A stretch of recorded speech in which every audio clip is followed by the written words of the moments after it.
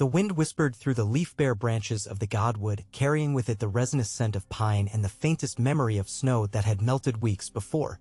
In the stillness, Bran Stark breathed as one of the living and the dead, lungs filling with the crisp dusk air, mind adrift in the green dream haze of 1,000 seasons at once. His chair, carved oak, iron-shod, rested before the heart tree like a humble throne, its weirwood face watching him with bloody eyes that never truly closed.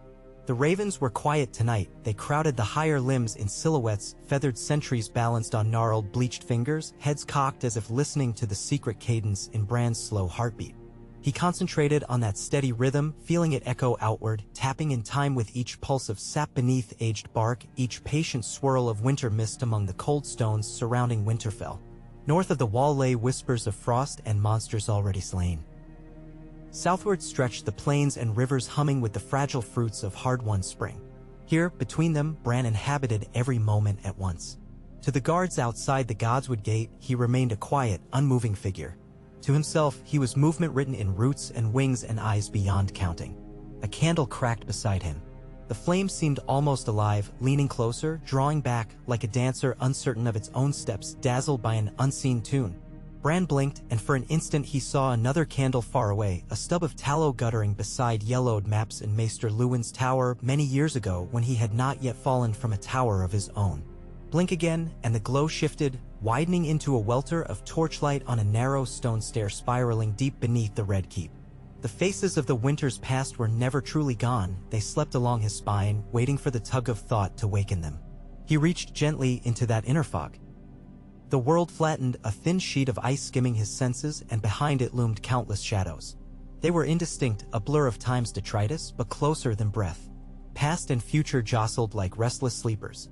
Bran tasted copper on his tongue, though no blood had spilled, and somewhere across 2 decades Arya balanced needle on a whetstone, steel-kissing stone with a hiss that might have been his own exhalation. Somewhere else Jon's cloak snapped in a salty gale atop Dragonstone's cliffs, and the dragon's wings made thunder among the black spires. Even further, so far that possibility itself seemed brittle, a boy not yet born cried out in a keep Bran could not name, clutching at a world that had not decided whether to let him live. The enormity of it pressed against his chest, yet Bran did not retreat. He steadied his breathing and let the weight settle. What is a moment, if not the pattern of the whole? A twig broke. In the living world that still adhered to mortal measure, footsteps approached over soft earth. Mira Reed, no longer burdened by thick furs or spears, paced cautiously until the torchlight kissed her features. Her hair, brown as the bogs she called home, fell loose around eyes ringed with fatigue. Though seasons had rolled forward, things unspoken lingered between them like unfinished prayers. "Bran," she murmured, kneeling, "you asked me to come after sunset." He allowed the mortal silence to stretch until it felt natural on his tongue. "I did." She studied him, trying to read lines that were not there. "Summer is over. Everyone is rebuilding, clans riding south, islands mending ships. Yet you sit in the Godswood day after day. I wonder if you ever truly returned with us." A raven tilted its head, bead eyes glimmering. Bran felt its small heart hammer, a frantic thrumming he could slip inside with half a thought. He could feel Mira's question too. That ache of a girl who dragged him through snow and ice when his own legs failed him, who shed tears for her brother beneath a wall of ancient stone. To answer her meant touching the fragile part of himself he rarely touched. "I'm here," he said at last. "And everywhere else. The cost of knowing." Mira's fingers curled over the hilt of a knife at her belt, though wariness, not threat, guided the motion. "Knowing what? That time is not a river but a pool of still water. The ripples move both inward and out, and a single leaf can change the shapes reflected on its surface." She exhaled, the sound part disbelief, part surrender. "You speak in riddles now. Are you saying you can change what's been?" "I'm saying I already have." Her mouth parted. Memories filled the Godwood, Hodder's last stand, the swirling darkness in the ice cave, the echo of a single name called across centuries. She saw it in his eyes. Those deep, shadowed pools where childhood had once sparkled but never would again. Bran continued, voice low. "When the great other's servants marched on Winterfell, we won. But victory was never certain. Too many paths ended in ruin, Mira." I nudged. A whisper here. A forgotten seed planted there. Nothing large, nothing that would tear the fabric. Just enough. Mira knelt deeper, boots crunching on old leaves. Nudged? Who? How? Bran's gaze drifted past her, past the bark, past the sweeping northern sky. The raven stirred, a rustle like pages turning. He saw the day Daenerys took the city of Karth, the way the shadow of a dragon fell across a courtyard where a spice trader plotted treachery. He had brushed the dream of that shadow just enough so the traitor raised his eyes, startled, abandoning a path that would have twisted alliances and delayed the Targaryen queen's arrival in Westeros by precious moons. He saw Samwell's lamp trembling in the darkness of the Citadel library, that final, crucial scroll slipping free because the flame flickered at a calculated moment, revealing draconic glass once thought lost. And he saw Theon Greyjoy pausing on a blank night, hand hovering above a candle in the Hall of Faces, not lighting it, because somewhere a tree remembered the scream of a boy's bones breaking on a courtyard floor. "I have spoken to them all," Bran whispered, though none remember listening. Mira shuddered. "Is that saving, Bran? Or is it theft?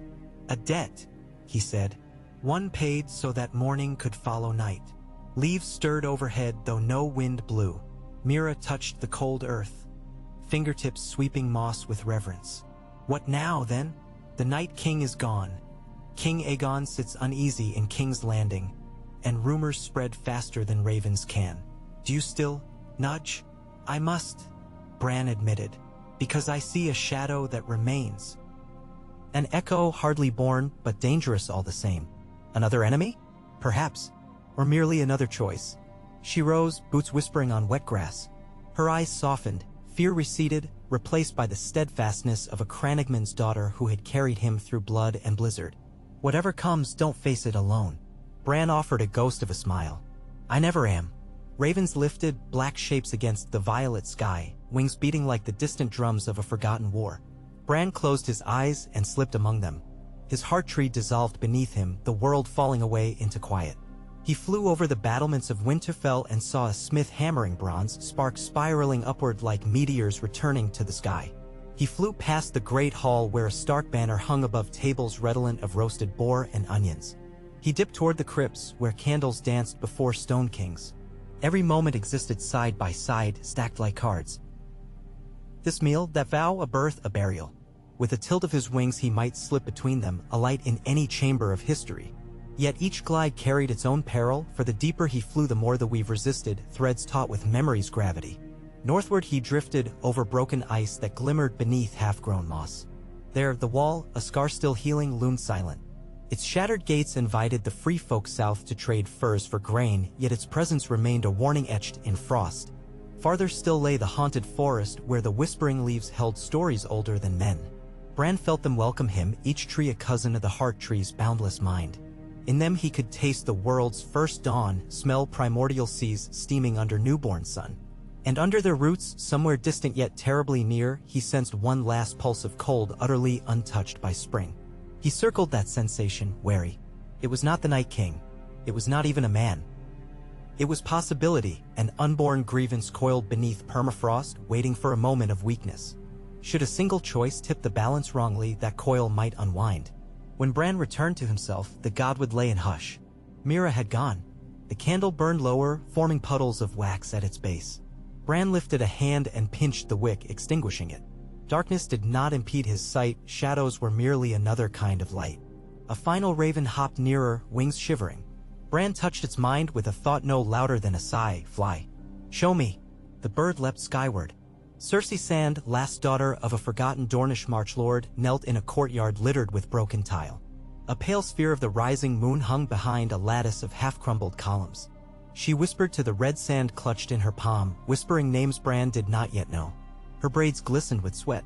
By her foot lay a dagger of Valyrian steel, a curiosity she had won from a Braavosi gambler. Even across continents Bran felt its cold song, forged in blood and dew fire, smoothed by 100 eager hands since. Cersei intended to carry it to the Jade Sea, to a man who brewed dark powders that burned hotter than wildfire. She intended to trade the dagger for 15 caskets of powder.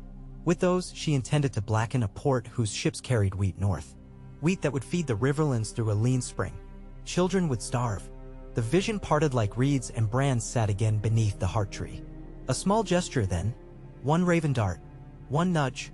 But this time he hesitated. Each interference risked fraying the weave. Too many ripples and reflections shattered. The god would seem to breathe around him. He felt, rather than heard, the memory of his own father's voice beneath the snows of years. The man who passes the sentence should swing the sword. Bran's lungs tightened. He could reach across oceans with thought alone, but should he? In his mind, the weirwood whispered, leaf by leaf, root by root. Give the world a choice, not a chain. He inhaled steady. Rather than twisting the path of one woman, he would guide another to cross it. A merchant's caravan near Sunspear, perhaps one rumor to hold a sail captain named Maris whose honor outweighed her price.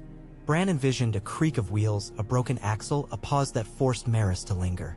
Cersei would meet her by chance at a tavern embroidered with faded banners of House Fowler. Paths would tangle, intentions collide. And perhaps, just perhaps, the blade would never reach the Jade Sea.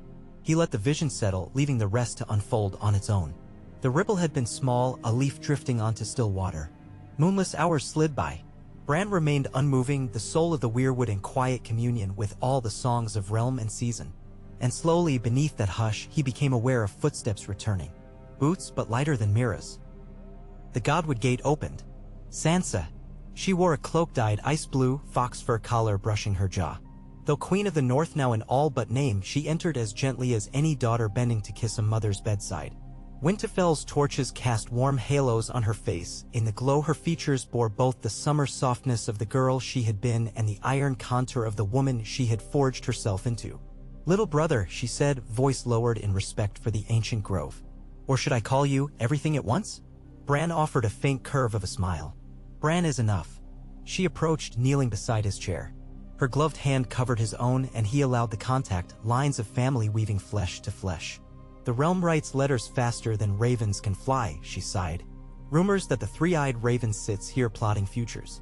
Some fear you will unmake all their choices. Fear, Bran said softly, is another kind of leash. Is it untrue? Bran tilted his head. Sunlight long gone, leaving his eyes twin wells of starlight. I will not unmake anyone. I guide, bend, not break. Even the strongest tree yields to wind lest it split. Sansa's breath clouded between them. You saved us before, but there is a whisper that victory itself was your design, that men and women lost their lives by your arithmetic. Did you weigh them, Bran? The question hung silver and sharp. He answered with honesty that tasted of iron. Yes, I weighed. I still do. Sansa's gloved fingers tightened around his. Her voice cracked. Just enough for the godswood to hear. It is too much. You should not bear this alone. He closed his eyes, and for an instant he was 12 again, clinging to Hodder's back, feeling the pounding of a giant heart that had carried him through terror. I try not to. Share it with me, she said. He opened his eyes. You would wear chains woven from every heartbeat in Westeros. Are you willing? I already do, she whispered. Queens wear heavier crowns. Bran considered. Could he fracture the weight, lend a thread to a sister forged by hardship? The tree hummed. There is strength in roots shared. He bowed his head. A sliver, not the web entire, formed between them, a thin luminous filament of memory. Sansa gasped, tears springing unbidden. She saw, for a heartbeat, her mother at Riverrun's ramparts, Robb's quiet smile over a game of Syvass, and Arya's shadow dancing with steel beneath Braavosi moons. They flooded her all at once, piercing and sweet. Then Bran closed the link. Sansa wiped her cheeks. If that is only a fraction, I understand your silence. Bran lifted her hand to his own brow, a gesture both plea and blessing. Stay, he said. Speak with me of small things. Names of cooks in the kitchens, jokes Hodder once told, the taste of ale at the harvest feast. Remind me the world is more than consequence. She stayed. They spoke in hushed tones of breakfast breads and summer fairs, of old Nan's stories by firelight, of Jon's laugh when snow first kissed his lashes. The godwood listened, and the ravens slept easy. And yet time is never still for long. Beyond the walls of Winterfell, in a village built from collapsed war machines on the edge of the gift, a child stirred in fevered dream. His name was Orwyn, son of no one of consequence, but in his dream a pale spider spun threads of song, binding him to a melody of ice. He would wake at dawn with eyes the color of moonlit tarn water and whisper a tongue no mother taught him. His small, cracked voice would travel, like frost creeping over river stones, toward ears that should never hear. The leaf had landed, the pool trembled. Bran felt the tremor, though he did not yet know its name. In the middle of Sansa's laughter he paused, heart stuttering in his chest. "What is it?" Sansa asked, already fearing the answer. "A ripple," he murmured. "Born of... I do not know which leaf. Can you stop it? If I do, another may surge larger. Or the water may freeze altogether. So we watch." Sansa's voice tightened. "We watch. And we guide." He felt again the cold possibility beneath the far northern ice, not the Night King, but something akin, something embryonic and curious. A flicker of vengeance perhaps, or of old magic refusing the grave. Bran would need to trace its genesis, step by careful step, through dreams and whispers and half-forgotten children. No quick strokes, no bold rewrites, only the patience of a gardener tending saplings that one day might overshadow kingdoms. He closed his eyes, and the godwood embraced him. His roots wound deeper. Night and candle and time. A million stories braided through his mind like hair. Some would end in triumph, others in tears. Yet every thread belonged. He had seen enough to know that removing sorrow robbed joy of meaning, that erasing darkness blinded one to dawn. He would intervene only where the scale tipped too far, where oblivion threatened the fragile humanist struggling in each heart. Beyond Winterfell's ramparts, the first snowflake of the coming winter drifted downward, though the month was too early for snow. It melted on a stone carved with dire wolf sigils. The water traced old runes, glinting crimson in torchlight. Another snowflake followed, and another. High overhead, ravens turned restless wings. Bran opened his eyes to the sky, hearing the faint voice of Orwyn wrapped in nightmare. It rises, oh cold and slick and endless. He whispered, "Not yet," and felt the night shiver around him. Dawn came in bands of rose and gold. Bran had not moved from the godwood, though Sansa had gone to rouse the keep. Servants scurried to stoke fires against the unseasonable cold. Blacksmiths wondered if their forges would burn hotter for the sudden crispness. Stable boys tugged cloaks tighter about thin shoulders, muttering prayers to whichever gods kept them warm. In the inner ward, Arya returned from the west, visage shadowed by a hood, breath fogging like a dragon's. She carried a new scar across one cheek, thin as spider silk, shining. She did not speak of its cause, but Bran knew the name of the blade that birthed it and the vow forged in its wake. Her eyes found his across the yard, and in them he read a question sharpened to a point. Where next? He answered with a tilt of his head. He saw her on a road leading deep into the Reach, hidden among traveling mummers, chasing rumors of a man who once wore the face of a friend. He saw her beneath the arbor's vineyards, testing wine for poison. He saw her at dusk on a lonely bridge, the wind catching her cloak like the shadow of a wing. She would go, she would serve the balance as he did, steel in hand where he wielded memory. Together yet apart? And through each unfolding hour, Bran listened for Orwyn's whisper. When it came, faint as frost on a candle flame, he leaned into the dream and found himself standing amid the child's fevered vision. Pale blue webs stretched across a black void. In their center spun a spider of ice with eyes the color of sunlit sea glass. It hummed a lullaby older than the first men. Each note sang of hunger destined never to be sated. Bran approached. The spider stilled, sensing him. Its voice sharpened, a chuk-chuk of brittle chitin. "I know you," he answered within the dream. "Then you know that I guard this realm." A hiss like cracking ice answered, "You meddle. You cheat endings meant to be. I protect life's song." The spider twitched, snipping a silver strand. The dream quaked, images of winter storms and shivering infants flickered in the void. "You cannot hold every thread, three-eyed raven. Your fingers are flesh, flesh will fail. Perhaps, but roots endure." He reached out, becoming tree, rock, bone. The web shook under wind no spider had felt. The ice creature scuttled backward. Bran did not chase it. Instead, he steadied the damaged strand, weaving memory of summer warmth through the tear until it mended of its own accord. The spider retreated into darkness, its song fading beneath the hush of dream snow. Bran sensed it coil at the edge of knowing, but coiling was not unraveling. The danger receded for now. He woke beneath lull dawn. Frost rimed the heart tree's red leaves, an omen of early winter, or of something stirring ancient and cold. Bran flexed his fingers on the armrests of his chair. They trembled, exhaustion washing through him in waves. Each venture cost him more. The marrow of his bones felt hollowed by wind. But he breathed, and the world remained. Children would eat wheat that reached the riverlands. Cersei sand would find fellowship instead of powder. Orwyn's fever would break by nightfall under the care of a passing septon whose heart Bran coaxed to linger. Tiny choices. Ripples, not tides. He closed his eyes again, gathering strength in the hush. Ravens settled. Leaves whispered. The pool held for now. And somewhere far to the south, a captain named Maris hummed a tune of the Stepstones in a tavern beneath House Fowler's faded raven banners. Her drink cooled as a stranger with desert braids entered, silver-edged dagger hidden beneath her cloak, and the tavern door thunked shut behind them both. Bran waited, watchful. The day would be long, the weave ever-shifting. He would be patient. He would remain. For this was the cost of salvation. To live each heartbeat of Westeros as if it were his own, to mend threads without severing them, to guide without ruling, to save without being seen. And so Bran Stark, boy, wolf, king of memory, sat beneath the face carved by the first men and listened as the song of the living rose again with the dawn. New stories, new sorrows, new joys. All belonged, all endured, all were sacred. He would not unmake them. He would keep them. The wind whispered through the leaf-bare branches of the godswood, carrying with it the resinous scent of pine and the faintest memory of snow that had melted weeks before. The tavern smelled of saffron and smoke, the roof beams glossy with ancient grease. Lanterns swung on frayed cords, painting uneven honeyed swaths across chipped tiles and torn pennants left over from half-remembered tourneys.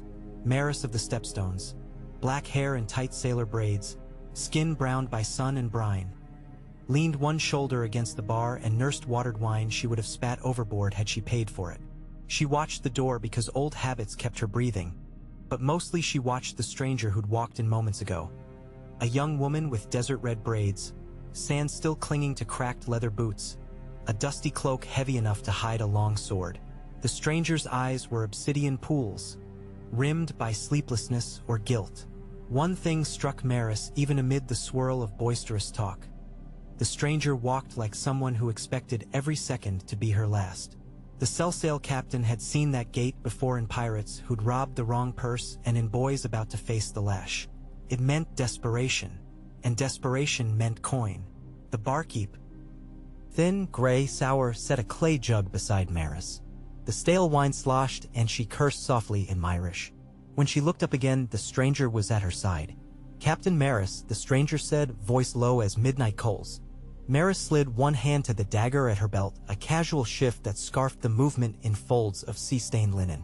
"You have me at advantage." "Not for long," the stranger answered. She drew the wine flask from under her cloak, old Valyrian steel glittering along its spine. Maris felt the room's heat sharpen. A blade like that paid for ships twice over. The stranger's eyes darted to every alcove, mapping exits. Her free hand flexed open and shut as if clutching invisible threads. "I need safe passage south and speed. I can pay." Across the realm, Bran watched. Not directly, not obtrusively, he guided the evening's currents with soft nudges, a gust beneath the tavern shutters that rattled wooden slats precisely when Maris might have refused. A lull in the fiddler tune that let Cersei's words carry farther. Events converged like tributaries feeding a river. Maris tapped the bar with a calloused finger. "That dagger alone pays first mate's wages for a year." "Then I'm overpaying," Cersei said. Her cloak shifted, revealing a small satchel of glass vials. Each sparkled with dark powder the color of storm clouds. Bran felt the pool of time shiver. Here lay the future's pivot. The vials had not yet reached the Jade Sea. They rested now in Cersei's pocket, not in the storeroom of a pyromancer. That was his doing. But steel and ambition, if wed, could still birth calamity. Captain Maris watched the vials. "What sorcery is that?" "Insurance." Cersei placed them on the counter in a neat row. "I know where I'm going and what I need. Yours is the quickest ship still in port. I leave at dawn." Maris met those obsidian eyes and saw something fierce, grief wrapped in flint. "And if I say no?" Cersei's smile was slow, sorrowful. "Then I seek another. But Winter will thank you if you say yes." "Winter?" Maris snorted. "We're in Dorne, girl. The cold reaches everywhere eventually," Cersei murmured, and her fingers strayed unconsciously to the hilt of the Valyrian dagger as though feeling the chill within the metal or within herself. A guitar chord snapped harshly behind them, the string recoiling with a hiss that cut conversation short. Every patron turned. A gambler spat, cursing the bad omen. Bran leaned in closer. He knew omens well, each note, each coin toss, each flake of snow. Maris rubbed her jaw and studied Cersei a final time. Then she nodded. "Dawn, Pier 3. You and your insurance." The bargain sealed, Bran stepped back, letting the stream of events flow on its own. A small leaf had yielded a different reflection. He exhaled where he sat deep under Winterfell's heart tree and felt some tautness relax. One danger lessened, another, unseen, waited. Orwyn awoke to gentle lamplight and the smell of birch resin. For a heartbeat the boy could not place the faces leaning over him. A priest in white linen wiped his brow with cool water, murmuring a prayer to the seven. Nearby a matron plumped straw pillows. His body trembled, every limb soaked in sweat. Yet the terror of the dream lingered, the pale spider, the ice song curling through his bones. As his eyes fluttered, he glimpsed frost on the window's inner sill, though the hearth roared strong. The night outside was early autumn, mild, and yet faint snowflakes drifted past the panes, dissolving before they reached glass. "Drink," the priest said, helping the cup to his lips. Orwyn tasted willow bark, honey, and something else, edgy, almost metallic. The draught soothed fire in his throat. As he drank, the spider's voice receded like surf against high walls. He sighed, lids falling heavy. Only then did he notice the rune drawn in ash upon the wall's timber. A spiral of two loops intersecting. He felt drawn into its curve, the shape familiar from some half-memory of carved stones by the wall. Then the lamplight dimmed and sleep claimed him, not fever-agitated but gentle as a lullaby. Miles away, Bran eased backwards in his chair, letting go the thread he had woven through the priest's hands. The rune, subtle but potent, borrowed from the children of the forest, anchored warmth around the boy's spirit. Yet Bran sensed cold persisting like a splinter in flesh. The spider remained, nursing resentment. Bran whispered to the heart tree, "Show me the history of that song." Images tumbled, frost giants long before the first men, crystal spires cracking under moonlight, a white shadow forging a web not of silk but of memory, each strand a moment stolen from living things. Bran saw men lost in blizzards, their souls plucked and spun into threads. And in one cavern of luminescence he glimpsed a shape unsuited to words. A drifting idea of winter turned hungry. Something the Night King once served but never commanded. The vision retreated. Bran's breath fogged, though the god would remain still. The spider was no mere echo, it was a fragment of primordial design, awakened because the weave had changed too quickly, because war and fire had thawed ancient permafrost. The danger now was subtle, insidious. As Bran watched over Westeros, the spider fed on dreams, knitting a tapestry of fear. His heart clenched.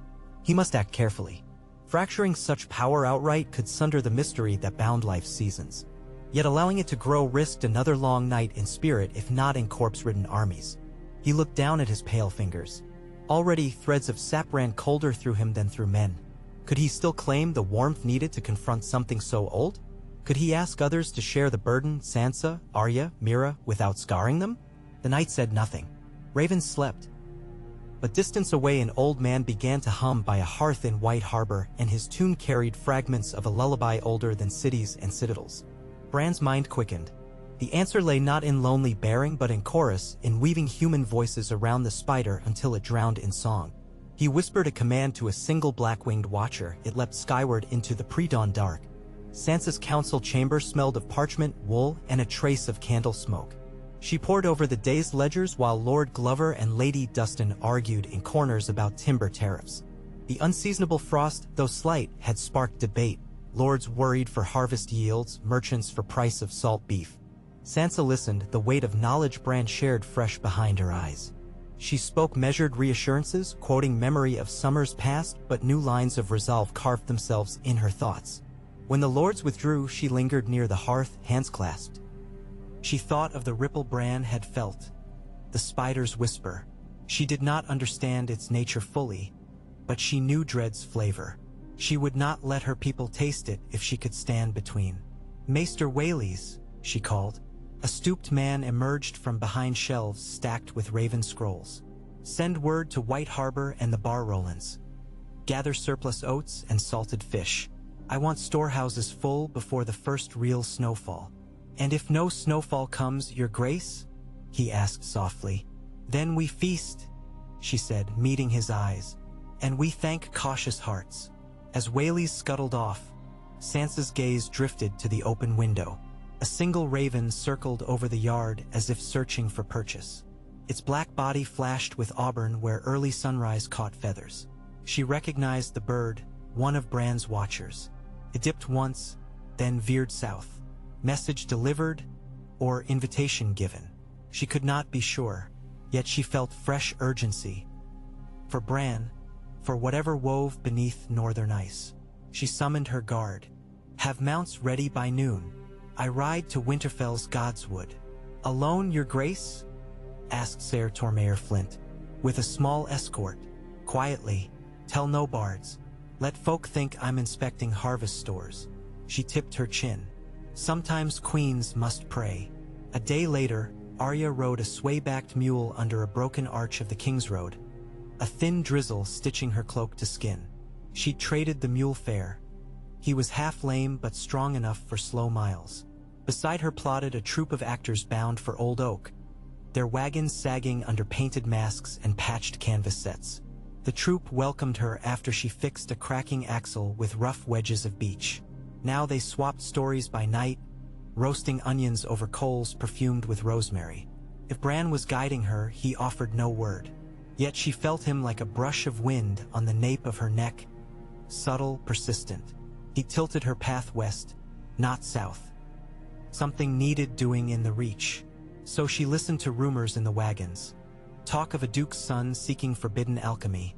Whispers of faceless men sighted near Highgarden. One rumor clung. A Bravosi coin discovered on a corpse along the Blueburn. Arya fingered the iron coin of the faceless in her boot. It warmed to her pulse, promise of a calling unresolved. On the second night, the troop camped by standing stones veiled in moonlit ivy. As the actors slept, Arya rose and paced the perimeter, needle nestled in her palm. She sensed the hush of trees, familiar hush from her time in worship beneath a certain heart tree in Winterfell. Only this would smelled of apple blossoms and hay, not pine. She paused, breath clouding though the air was mild. Snowflakes drifted, then melted on her eyelids. Arya turned. Atop one stone sat a raven, head tucked. She felt a pull, an invitation or warning. She watched it until it blinked coal eyes. Then the bird opened wings, scattered snow that vanished before it touched ground, and flew northwest. Arya followed its flight until darkness swallowed it. She knew next morning she would part ways with the troop, mule or no. Needle whispered at her side, swift, sure, silent. Bran's war was her war. They gathered beneath the heart tree 3 nights later, Bran, silent in his carved chair, Sansa, cloak-dusted with frost, Arya, road-weary and mud-specked, Mira, summoned by another raven from the wolf's den, torches guttered under a rising wind.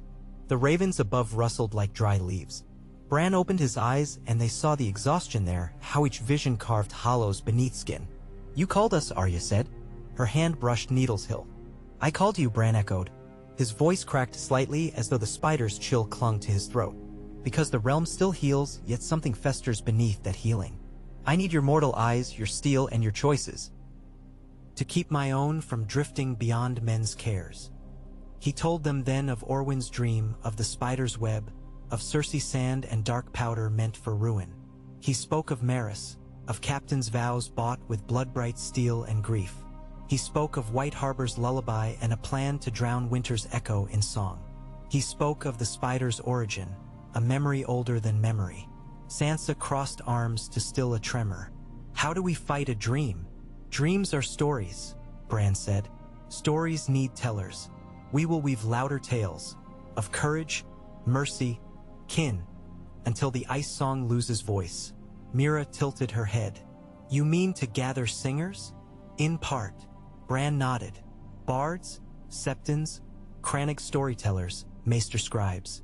Every child who hums a lullaby.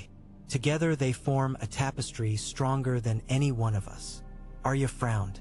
Stories alone won't stop powder and blades. No, Bran's gaze pivoted to her. That's why I need the wolf's teeth as well. A hush fell. The heart tree's bloody eyes gleamed. Sansa stepped forward. Tell us our tasks. Bran lifted a trembling hand. Sansa, you remain at Winterfell. Fortify stores, encourage harvest feasts. Hope is nourishment.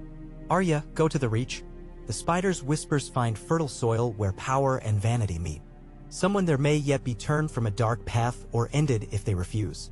Mira, take the waterways east until you reach Sunspear. Keep rain on Cersei's sails. Should dread coil there, you have the strength to cut it free. And you? Mira asked. I will trace the web's heart, Bran said, in dream and memory. But I need an anchor. He turned to the last figure in the shadows, a surprise to 3 but not to him. From between oaks stepped Samwell Tarly, cheeks ruddy from travel, arms laden with books tied in belts of calfskin. He bowed awkwardly. "I came as fast as Raven could fly." "Rather faster," he panted. "Bran sent word of ancient songs, and I may have found mention in fragments of Septon Barth's lost commentaries." Bran's smile flickered, genuine despite weariness. "Sam will guard the lore. If I falter, he will know how to guide the next whisperer." Sam flushed. "Let's hope it doesn't come to that." Arya grinned at him, surprising warmth in her gray eyes. "Good to see you, Sam. And you, Arya? Just call if you need help not involving swords." They shared a short laugh. Even the ravens seemed to settle. Then Bran closed his eyes, and the meeting ended. As Sansa rode back to White Harbor, she hummed a tune her mother once sang on the King's Road. She did not know all words, so she filled gaps with soft hums. Her guard glanced oddly at first, then one by one took up the melody. By dusk, a column of voices threaded through the north, a gentle braid of music that wove into chimney smoke, into plow horse breath, into the hush of foxglove bell. Where the song drifted, anxiety eased, quarrels softened, strangers offered bread. Bran felt it from afar like warmth on cold fingertips. One strand woven. Arya rode south, traded mule for wiry bay gelding at a roadside sept in exchange for chasing off bandits stalking the nuns. She carried no banner, but needle flashed bright under moon. She sought names whispered by the troop, the Duke's son playing alchemist, the faceless rumor near High Garden. On the third dawn, she reached a half-ruined bridge where the blue burn cut deep through chalk cliffs. There she found fresh tracks, boot prints mixed with hoof, a spatter of tarry blood, and a coin stamped with the sigil of House Rowan gleaming in morning light. She pocketed it, senses sharp. Nearby the water murmured secrets. That night she camped alone, sharpening needle until it glinted starlight. She dreamt of the spider, but woke before its song snared her. In the dream, Bran's voice had guided her out, quoting the Night of the Laughing Tree. She smiled, brushed dew from hair, and rode again. Mira boarded the Wyvern's Kiss at dawn from Pier 3. Captain Maris waited with arms folded, dagger sheathed at hip but far from obvious display. Cersei Sand boarded after, satchel of vials snug. The crew cast off lines, sails billowed. Seagulls cried overhead, silhouettes stark against rising sun. In the hold, Mira stowed supplies, cranberries dried to tart gems, jerky tough as oak. She moved with hunter's economy, sailors watched respectful, glimpsing the spearwoman inside her guise of traveler.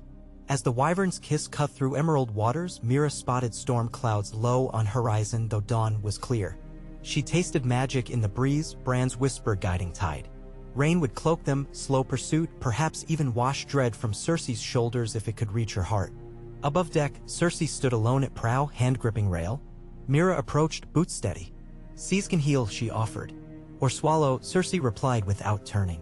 Her voice carried anguish. Mira looked past her at gulls diving. Sometimes both.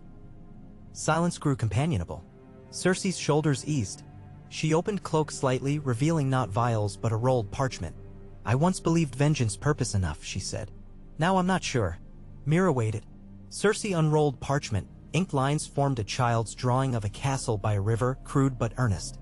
A name scrawled in corner, Jory. She traced it with trembling finger. "My brother. Killed in some lord's petty skirmish. The dagger buys vengeance. The powder burns their ships. Justice, I thought." She laughed, broken. "But what is justice when wheat turns to ash?" Mira's heart stirred. She had carried Jojen's memory through endless ice, felt vengeance sting and fade. She knew what to say. Justice is seed, not flame. Let the memory grow life, not scorch it away. Cersei closed eyes, tears salter than sea spray. She said nothing, but Mira felt the vial's doom lighten fractionally. Bran, far away, sighed relief. Deep in Winterfell's crypts, Samwell Tarly unrolled dusty scrolls. By torchlight he traced archaic runes linking winter spirits to lullabies. One verse mirrored the lullaby humming through northern roads.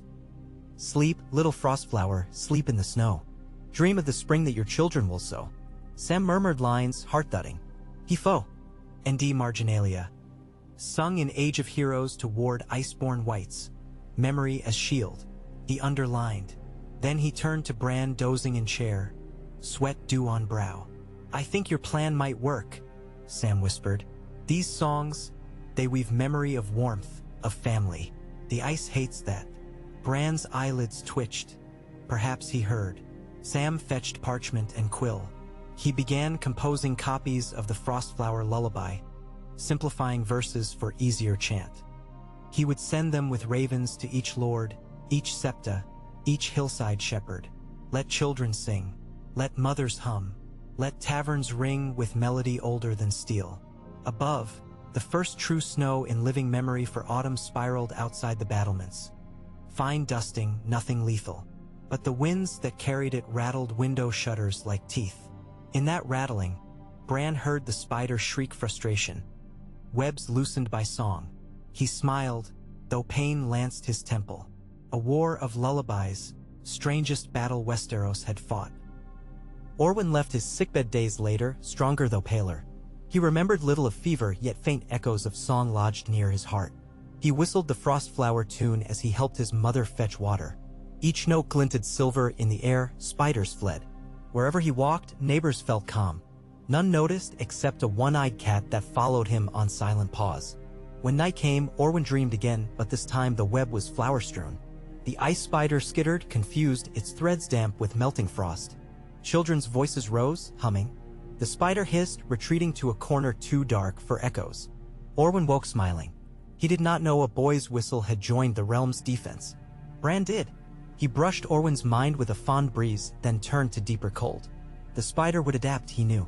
It would seek cracks in song, hearts grieving alone, murderers plotting vengeance, kings hoarding dread. Bran must shore those cracks. And some cracks yawned near the Iron Throne. King Aegon, once Jon Snow, stood on a balcony of the Red Keep, wind-tugging black curls. Ghosts lay at his feet, white fur rippling. The king read a parchment sealed with wax shaped like a rose. It spoke of Reach lords arming with strange powders, of whispers that the king's hand lay too light on old oaths. Jon sighed. War's ashes yet clung to crown. He looked northward, eyes narrowing. Had Bran sent warning? He felt the pull of family like distant star. He folded the parchment, turned. We ride for Highgarden within the fortnight, he told Ser Davos. Aye, your grace, the smuggler knight replied.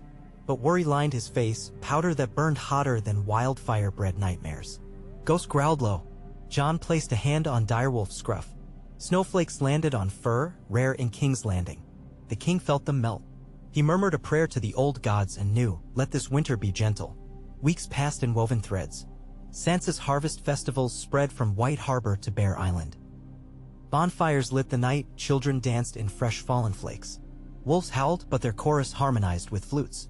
The lullaby found its drumming feet in every alehouse tune. Arya tracked a faceless agent to a manor outside Old Oak. She confronted him beneath weeping willows. Steel whispered, quick and bloodless. She did not kill him, she laid his own coin on his breast, offered a choice, walk away from the spider's promise or lose the face he wore forever. He chose life. Arya burned black letters he carried, the ink within glinting with frost. In their smoke she smelled the spider's fear. Meera sailed with Maris through 2 storms. The second ripped foremast and forced them to anchor among whispering shoals. As crew patched rigging, Meera shared Jojen's tale with Cersei, the boy who dreamed but still met death with purpose. Cersei listened, eyes wet. She opened the vials at dusk and poured powder into the sea. Emerald sparks hissed, then died, swallowed by salt. She bound the Valyrian dagger in sailcloth and offered it to Meera. Return this to the north, she said. Let vengeance sink beneath these waves. Meera accepted. A gull cried, the world felt lighter. Yet the spider, cornered, spun faster. It sought hearts unresolved, hearts Bran had not reached. In a cell beneath Casterly Rock, Euron Greyjoy laughed at visions only he could see. Shackles bit wrists raw, but he tasted ice wine on tongue, gift of the spider. A web glimmered before him, threads of monsters, dragons, krakens. He sang, voice ricocheting off stone. Far above, a lion banner snapped in sudden gale, though corridors were still. Bran sensed the song turned sour, Euron's madness a drum the spider beat. But the reach of his mind faltered. Casterly Rock's basalt depths drank magic like sand drinks water. Bran needed eyes within. He called to a lion cub restless in that keep. Sansa's cousin Tyreek Lannister returned from years lost in chaos. Tyreek walked halls at night, chased by ghosts of wildfire from long ago. Bran whispered in his dreams, follow the laugh, bring light. Tyreek woke sweating, yet compelled. He carried lantern deep into vaults, past guards bribed by memory of better days. There he found Euron's cell, found the Kraken's deranged chant. The spider hissed to flee, Tyreek trembled. Lantern light cut webs. Euron squinted, then lunged. Chains yanked him back. Tyreek swallowed dread. Why do you sing? He asked. Euron grinned sharp. Because the sea of night rises. and a boy on a tree cannot hold it. Tyreek remembered a girl with auburn hair teaching him to sing once, long ago at Winterfell's feast. He inhaled and began that very song. His voice cracked, but he sang louder. Euron spat curses. The spider shrieked. Steel rasped, guards arrived, swords drawn. Tyreek did not stop. The lullaby echoed down passages, reached kitchen maids, reached grooms, some joined uncertainly. Their harmony battered ice. Euron fell silent, eyes rolling white. The spider recoiled, losing clutch on his mind. Bran exhaled. Another crack sealed, for now. The web tightened. In King's Landing, Jon's host readied to march. Bran watched Ghost pacing ramparts at dusk, white fur luminous. He sent a breeze that carried Frostflower tune through the yard. Ghost stilled, ears twitching. Jon heard it, too. He closed eyes, felt Winterfell's hearth beating miles away. He whispered to Davos, "Send word north. My sister's songs reach even here. Tell them the king listens." Ravens soared, but ancient forces seldom yield quietly. In the Frostfangs, a cave mouth yawned where glacial melt dripped into blackness. Inside, the ice spider skulked, nursing wounds. Around it shivered silhouettes of men half seen, their eyes pale blue, their chests rising slow, whites unearthed by thaw. The spider caressed them with thread, weaving broken dreams into new web. It spoke in a tongue Bran barely grasped. If songs are their shield, then let us twist the chorus. It plucked memory of a mother weeping as her babe died of pox, of a night-mourning brother fallen. Those grief-laden tones it spun into counter-melody. Bran felt the shift, songs turning dissonant. Across Westeros, some singers faltered, old sorrows resurfacing. Harvest fires waned. He needed stronger harmony. He called council again, this time by dream. Sansa, Arya, Mira, Sam, even Jon walking in a camp near Bitterbridge, they drifted to a moonlit clearing in dreamscape, hearts beating but bodies far. Bran spoke, the spider turns sorrow to weapon. We must answer not with denial of grief but with acceptance. A song that weaves joy and pain. Sam nodded, recalling Barth's notes, the best lullabies speak of loss overcome. He proposed adding verse to Frostflower tune, a stanza mourning winter's dead but promising spring's blooms watered by tears. Jon offered lyric of nights watch brothers laid at Harhome. Arya suggested line about faces fading but names never lost. Sansa wove them into cadence. Bran listened, memory branching. When dawn touched eyelids, each woke knowing new verse by heart. They sang it, Sansa in council hall, Arya on road, Mira over waves, Jon before assembled knights. The realm learned quickly, sorrow no longer silenced song but enriched it. The spider recoiled from blended chords, hope and grief entwined made tapestry stronger. Yet it tried one final stratagem, it sought a singer and offered her glory. The Maid of the Vale, Elaine stoned to some, spread tunes across courts with harp of silver strings. Her voice glimmered, lords wept. She alone could turn hearts. The spider whispered, where the crown of nightingales I will lend power infinite. Sing them to sleep forever and you shall be queen of echoes. Elaine stood on Ares' terrace under full moon, holding harp. She felt wind cold as knives. She considered. Pain lingered. Her father's broken body, mother's daggered throat. The spider promised balm, an end to all hurts. She raised harp, but a raven perched on the balustrade. Its feathers were not black but for a single auburn plume. It fixed her with dark eye, open beak, and croaked a child's giggle remembered from Winterfell. The sound pierced illusions. Elaine's hand trembled, she lowered harp. In that moment Bran flooded her with memory, laughter by broken tower, lemon cakes shared with a wolf pup at her knee, warmth of a brother's hug. Tears blurred moon. She turned from edge, cradling harp. No crown of sorrow, she whispered. She plucked chord of the new lullaby minor, then major. The spider's web frayed one last seam. Winter broke abruptly a week later. The fragile snow lingering on roofs melted under sudden gust of warm wind. Streams gurgled merry songs. Children shed mitts. Across the realm, night terrors waned. Orwyn slept dreamless. Bran sat beneath Heart Tree, eyes closed in ecstasy of quiet. The spider's presence faded, not dead but dormant, spun back into myth where such forces belonged. He felt threads of memory settling. Maris docking at Sunspear with Cersei free of vengeance. Arya riding north again. Sansa penning decree for great mood of singers come spring. Sam closing final copy of Lullaby bound for Old Town's index. He felt Jon's army return to capital without blood spilled. Plot of powder defused by Mira's wave-born mercy. He felt Tyreek Lannister humming as he walked parapet, the tune a promise that lions could purr rather than roar. Bran exhaled. Mira arrived unheralded, dagger wrapped in sailcloth. She knelt, presenting it. Bran took it gently. Valyrian steel thrummed. "Dangerous relics," he murmured. "But they remember the world's creation. Best kept where memory lives." He slid blade beneath roots of heart tree. White bark closed over it, sap licking metal. Safe. Night deepened. Sansa and Arya and Sam joined. They sat in circle around Bran. No ceremony, just siblings, friend. They ate oatcakes, drank mulled cider. They spoke of mothers and lost friends. Bran laughed, quiet but real, when Arya mimicked Gendry's accent. Sansa teased Mira over poultice stench aboard Wyvern's Kiss. Sam recounted nightmare of stepping on books in mud. Stars wheeled overhead, branches traced runes against cosmos.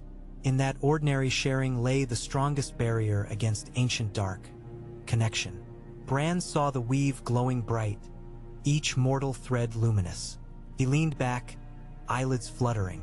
The cost of vigilance remained, but he need not bear it alone. Roots were many, branches countless. As wind rustled leaves, Bran whispered to Night, "Let this stand." Night answered with hush, restful and sure, as if realm itself breathed easier.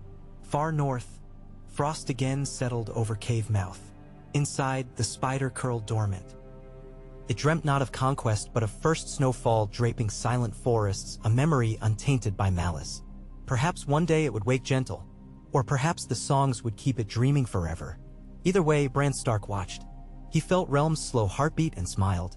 The wind carried pine and distant laughter, and beyond Winterfell's walls a babe cried, new to world. Mother soothed him with frostflower tune, voice trembling but brave. Though we've held.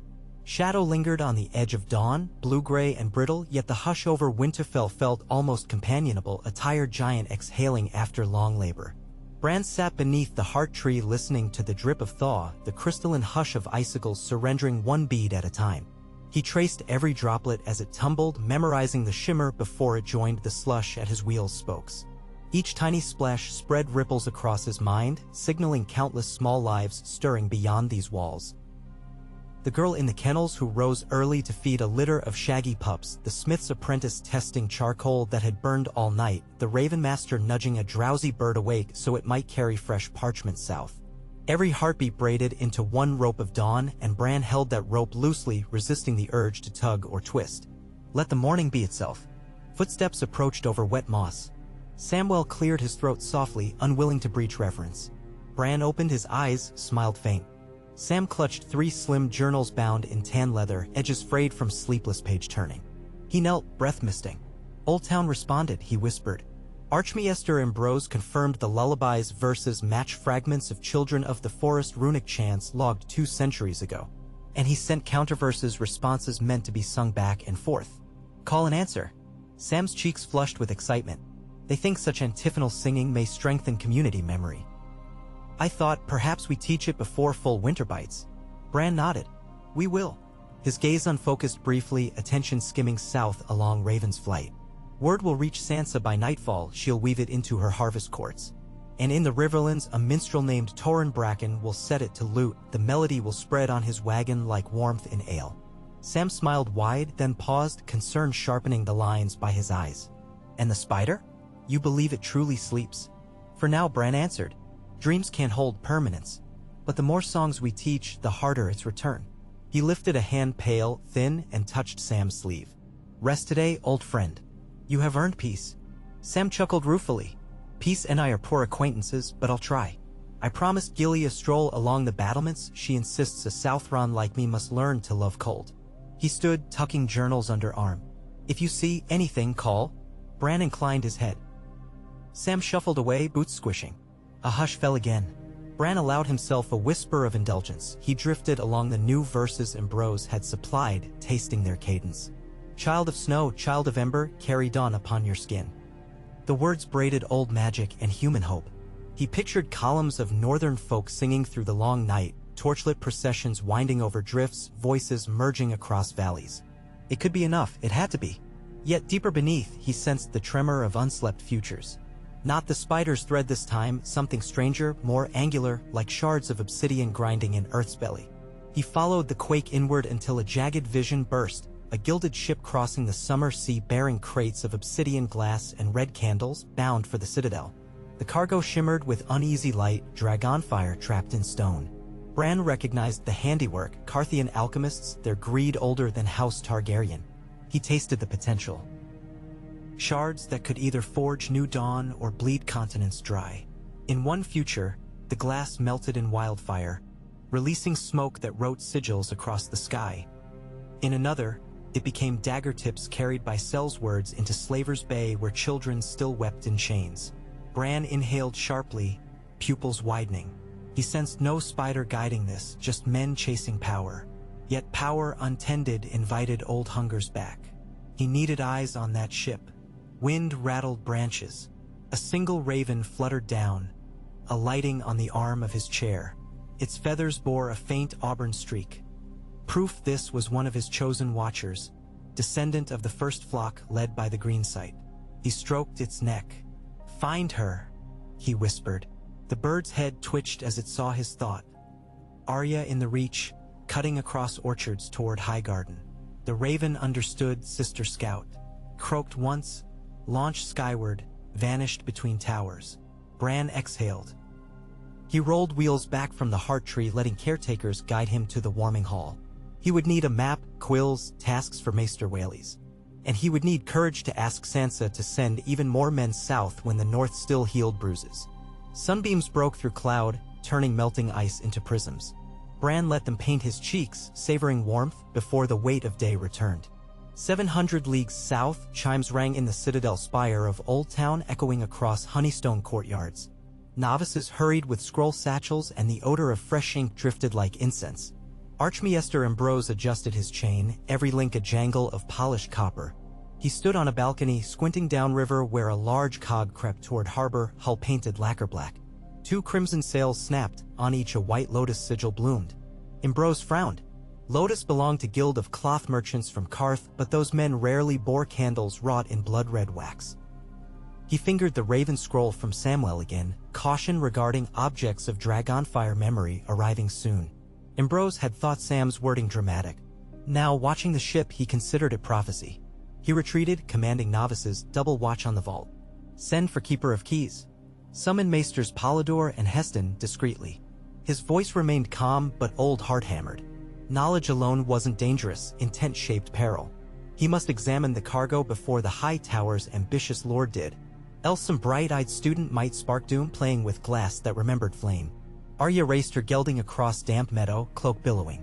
She had spent 3 dawns trailing whispers of a man they called the Ivy Shadow, a black-hooded fixer who brokered deals for reach lords hungry to outdo each other in King Aegon's new order. Her leads ended near a riverside septri burnt 2 springs back by bandits. She tethered the gelding under elderberry bushes, padded silent inside charred nave. Sunlight sliced through broken roof, catching motes swirling amid ruin. She crouched, fingertips brushing ashes. Footprints, fresh, crisp, leading to the crypts beneath. Needle slid free with a soft sigh. The crypt door yawned, hinges newly oiled. Arya glided down steps, breath steady. Below, green witch candles guttered on sconces, dripping wax smelling of lilac. Shelves that once held bones now stored scroll rolls, amphory, and sacks of coin. At the far wall, the Ivy Shadow, no longer hooded, pored over a ledger. He was slight, hair coppery, eyes darting. On a table gleamed shards of black glass arrowheads. Arya recognized the volcanic ripples, obsidian from Dragonstone or further east. Bran's raven perched high in the shadows, silent sentinel. Arya approached within 3 paces before a floorboard creaked. The man whipped around, short blade flashing. Arya's sword parried like lightning. The clang rang in dusty air. He narrowed eyes. "I know you, wolf girl who matches whispers." Arya gave no answer, letting steel speak. They circled, blades weaving silver arcs in candlelight. He struck low, she leapt, spun, tapped his wrist, barely a nick. Blood beaded, his grip faltered. "Tell me where the glass goes," she hissed. "Far from your king's reach," he pee. Antied, thrusting again. She sidestepped, flicked needle, scoring his cheek. He cursed. To Volantis, then Myrine. The slavers still scheme. With these arrows they can fell dragons. He spat blood saliva. Pay me double, I'll switch sides, makes no difference. Difference to children chained, Arya replied. She fainted, reversed, pommel cracked his temple. He slumped. She bound him with lamp cord, gagged him with his own scarf. Then she examined Arrowhead's 12 bundles. She dug one out, core shimmered red when tilted as if ember glowed inside. Bran's raven cawed. Arya nodded. She searched crates, found ledgers naming the Carthene Lotus ship. 15 chests of shadow glass bound for Citadel, then transshipped on black sails. Another entry, red candles assist with navigation. She grimaced. Red candles meant glass candles, long forbidden. Arya breathed deep. Burn them? No, fire here could call guards. She packed 2 bundles into her satchel. Others she doused with sour wine, then smashed under heel. Splinters hissed like angry bees, extinguished. The ivy shadow moaned. She crouched, whispering close. You'll deliver a message for me. Tell your buyers the wolves saw their trick and will be riding the currents beside them. And if any arrow points at a child, my knife returns. She eased gag, let him nod trembling. She left him bound but breathing. Outside, she whistled to gelding, swung into saddle, raven winging overhead. She urged mount southwest toward Old Town. Bran's nudge clear, intercept the Lotus ship, ensure the Citadel sees truth before thieves do. At sea, on the Wyvern's kiss, Mira Reed leaned at rail, face stung by spray. Dawn painted water cobalt. Mara stood beside, chart in hand. If winds favor, we sight White Harbor in 3 days, the captain said. Your Stark friends will feast us like queens, yes? Mira smiled. They'll feed us, though feasts are lean these years. She eyed the stealthy gray dorsal fin trailing port side. And I'll be happy to walk on snow again. Cersei Sand emerged from below, now garbed not in assassin's leathers but simple brown tunic and breeches. Salt curled her braids. She approached tentative. I'd like to speak, about peace. She drew from pocket a small wooden flute, one Jory carved long ago. When I blew this as child, snakes lifted heads under desert moon. I haven't played since the day he died. Mira gestured to deck crate. Cersei sat, flute trembling between fingers. She closed eyes, blew hesitant note, clear, mournful. Another note answered, a sailor whistling Frostflower tune while coiling rope. Cersei listened, echoed the melody on flute. Soon crew hummed. Even gulls wheeled nearer, keening accompaniment. Mira felt threads of Bran's tapestry tighten, wind-filling sails. Cersei lowered flute, tears shining. Perhaps vengeance isn't only breaking, she whispered. Mira squeezed her shoulder, answer enough. King Aegon's procession neared King's Landing's northern gate when a messenger rode hard, cloaked in blue. Davos intercepted, reading scroll hastily. He guided horse to Jon's side. Your grace urgent. Carthian vessel laden with volatile goods arriving Old Town. Bran's tree, raven warns of old fire. Davos glanced at sky. Your sister Arya heads there. Jon frowned. We just returned. But if dragons are threatened, we must answer. He looked east where Regal and Viserion lounged beyond city's edge, keepers of skies since their mother's passing. He whistled. Regal rose, scattering sheep. Jon's cloak billowed in wind of great wings. I'll fly, he said softly, faster than ravens. Davos ride with guard behind. Inform small council. Treat with caution until I return. Ghost barked, wanting no separation. Jon knelt, stroked white fur. Stay. Guard the realm. Ghost nuzzled him, then settled to watch. Jon climbed Regal's broad back, tightening harness loops. Sun glinted on scale. He issued low command. Dragon leapt, thundered skyward. Within breaths they sliced above clouds, heading southwest. As city shrank, Jon felt mixture of dread and exhilaration. The world changed each time dragons flew. He prayed this flight preserved peace, not shattered it. Below, Davos swallowed awe. He spurred horse forward. 7 keep you, he muttered, galloping for coastal road. Bran sensed dragon wind ripple clouds, shook gods with leaves in answering gust. He smiled faint, pieces aligned. Yet at map table he traced finger over lonely shore east of Sunspear. The scorch, land blackened centuries ago by a sorcerer's folly. Now rumors spoke of acolytes from Volantis excavating there, chasing Red Dawn rock. If obsidian wove this pattern, the scorch might birth more shards. Bran closed eyes, vision unfurled. A woman in robes the color of twilight kneeling in fused sand, chanting to a heart sealed in crystal. Each chant cracked the glass, leaked ember light. Danger pulled like molten metal. Bran opened eyes, beckoned Maester Whaleys. Send swift rider to Lady Nymeria of House Sand at Sunspear. Warn her of diggings in the Scorch. Tell her to halt excavations, the ground sleeps fire hungry for breath. He scribbled runes to verify authenticity. Whaleys bowed, hurrying. Bran wheeled to window. Clouds banked purple, thunder far off. He breathed deep. Each thread tugged on dozens more, weaving required trust. He offered a silent plea to old gods, keep hearts strong.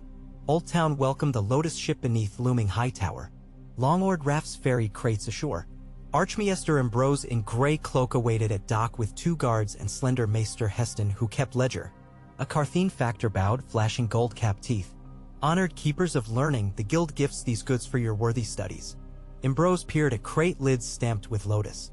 Scholars honor generosity, but duty compels inspection. Factor's grin thinned. Of course. 2 dockworkers pried open first crate. Inside lay glass cylinders nestled in wool, each dark as moonless water. Ambrose drew one, hand steady though heart raced. He held it up. Inner glimmer swirled crimson gold. Candle? No wick visible, yet warmth emanated. He glimpsed swirling galaxies within, then looked away quickly, eyes watering. Heston murmured, glass candle, same as legends. Ambrose replaced it. Next crate contained obsidian blades, edges feathered sharp, smaller boxes held arrowheads identical to ones Arya smashed. He exhaled gravely. These items are restricted. Under Conclave Edict 379. Factor spread hands. Edicts hamper knowledge. Karth shares wonders. Ambrose shook head. Wonders invite curses. We must secure. Tension rippled. Dockworkers shifted uneasily, some reached for belts where daggers hung. Ambrose tilted chin at guards. Confiscate cargo, detain crew until inquiry. One sailor spat, lunged. Steel flashed. Guard blocked blow. Chaos erupted. Crates shattered, shards spraying sunlight. A candle tumbled, struck stone, blazed to instant crimson flame that burned without smoke. Men shrieked. Ambrose blanched. Water. A bucket thrown merely hissed, droplets ascending as steam. Suddenly wind whooshed, massive shadow loomed. Regal landed on quay, wings smashing barrels into waves, furnace breath swirling. Jon Snow leapt down, cloak whipping.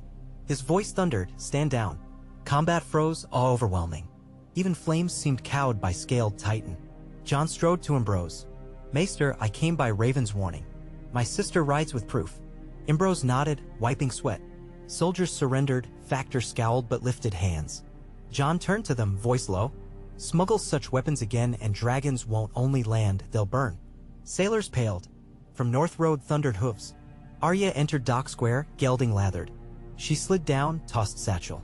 More of their toys, she said. Jon embraced her swiftly, relief shone. She grinned, breathless. Thought you'd beat me. Dragon's wings cheat, he teased. Ambrose knelt over satchel, eyes wide as he poured arrowheads. Dragon piercers, gods. He rose. We locked them in black cells beneath citadel, wall of lead, per ancient protocol. Jon's gaze hardened. Not enough. Melt them. Glass loses memory in dragon fire. Ambrose hesitated, destroying knowledge-pained maesters. But he saw flames still licking unmoving on stone behind Jon, unquenched by water. Very well, your grace. But carefully. That night, Hightower's top parapet blazed green and gold as dragon fire engulfed arrowheads and candles within iron brazier. Regal circled overhead, wings stirring inferno. Telescopes watched for miles, rumor traveling faster than riders. Across Essos, certain masters spat curses at news, plans ruined. Arya and Jon leaned against battlement, heat warming their faces. She smirked. Remember when I poked you with stick and you claimed sword lessons were dull? Jon chuckled. Apparently we both improved. Below, Ambrose drafted message for Bran, cargo neutralized, but glass candles glimpsed visions of worlds beyond, they must remain vigilant. Jon read over shoulder, added line in stark sigil, song still stronger. Have hope. Wind carried parchment north by Raven Swift. Days later, Bran rolled across courtyard as first heavy snow of season drifted. Children chased flakes, singing new verses. Sleep, little frost flower, sleep through the storm. Love is the fire that keeps your heart warm. Their voices echoed off stone, weaving warmth. Bran closed eyes, listening. Sansa joined, cheeks rosy. Word from Old Town, your weaving held. Bran opened eyes. Not mine, ours. He gestured at children. She linked arm with his chair. Another council meets tonight. Lords from Riverlands request guidance on planting winter barley despite chill. They trust old gods more than new now. She smiled soft. Would you speak to them? He nodded. Briefly. We must show unity.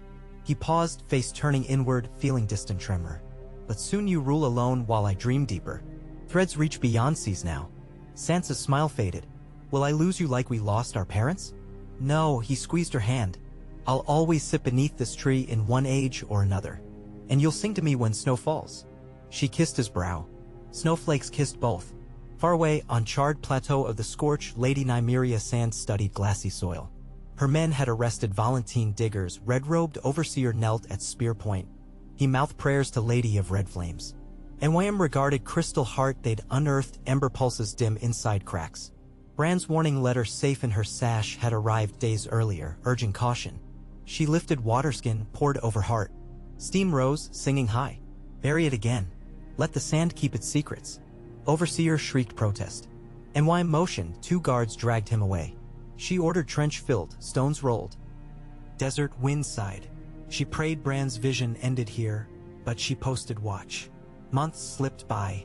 Winter settled, but old-style long winters refused to come.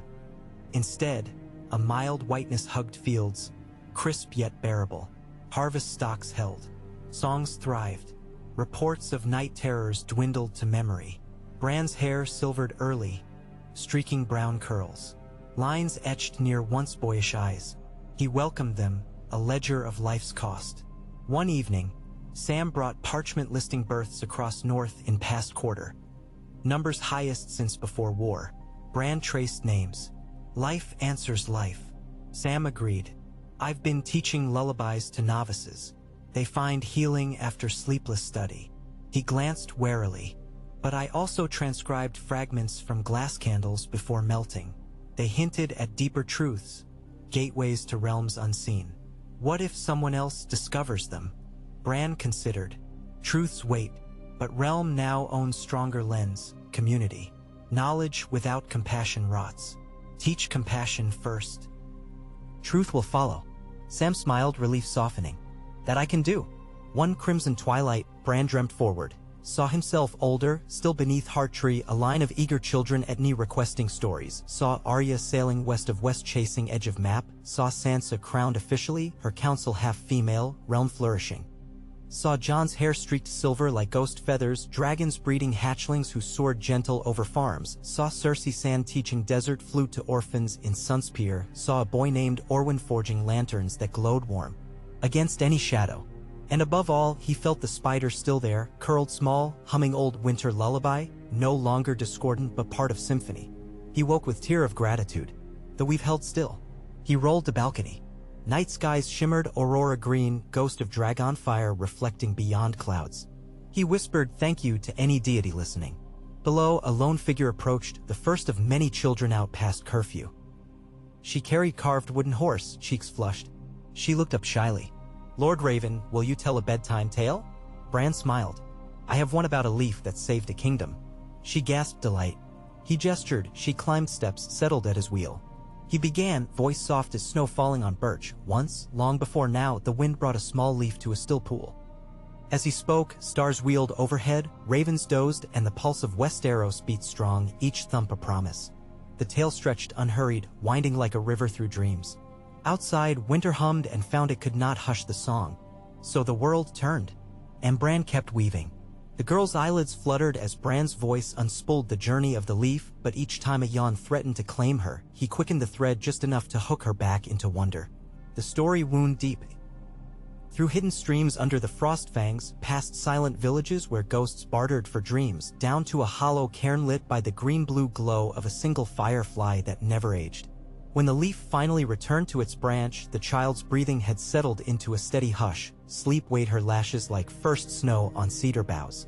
Bran rested a hand on her crown, energy pulsing gently across scalp and spine, and slipped a sliver of peace into her dream so that even the night's wilder winds would hesitate at her window. He motioned to a night watch guard standing at the stair. The man padded forward, lifted the girl delicately, and carried her to the keep's upper floors. Bran remained at the balcony. Far below, lanterns in the courtyard carved an amber constellation among drifting flakes, and the hum of a blacksmith's hammer, someone finishing off-shift repairs, echoed like a heartbeat. He listened to the realm's quiet conversations. The smith's rhythmic grunts, the low snore of a steeplejack curled in straw, the croak of a raven preening on the battlements. All of it knit together, threads in perfect tension. Something tugged at that tension. A single note, minuscule yet discordant, reached Bran from the east, fleeting as distant thunder. He focused on it. The strand originated hundreds of leagues away in waters beyond the Basilisk Isles where sunken Valyrian colonies still hissed sulfur through cracked seabeds. Above the vent floated a ship whose canvas bore no sigil. Out of its hold, men in lacquered masks hauled freshwater barrels. Out of another, caged pelicans shrieked and flapped. But the note's source pulsed deeper. Bran's sight sank into ship's bowels, where a bearded alchemist stirred shimmering ore in a copper crucible.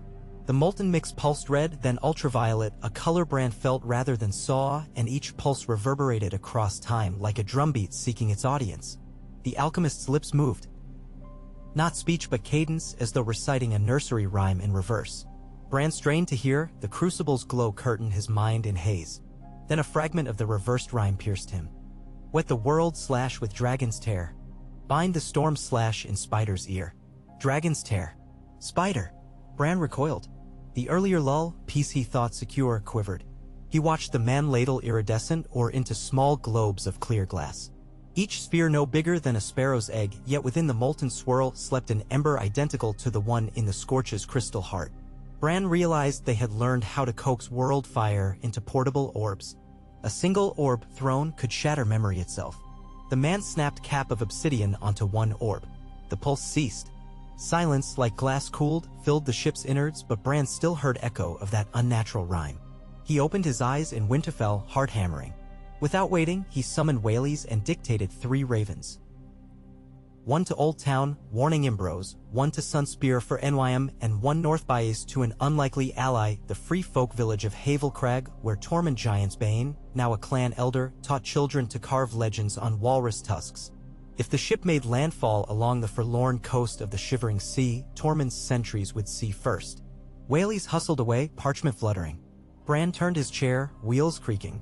The spider in slumber had not birthed this new threat. Rather, men had found leftover ice secrets and attempted forging them with dragon secrets in molten ore. If they succeeded, they might spin a new winter that no lullaby could counter. He needed Sansa and Sam at dawn. He needed Arya again. But Arya was still riding north across treacherous passes, a blizzard at her heels. Bran touched Raven's minds. They would seek her campfire and deliver word. Yet time felt brittle. He wheeled back to the heart tree, placed fingers against bleeding bark, and prayed the weirwood network still held residual memory of the molten ore's resonance. A prickling heat ran into his fingertips. The old roots answered with vision.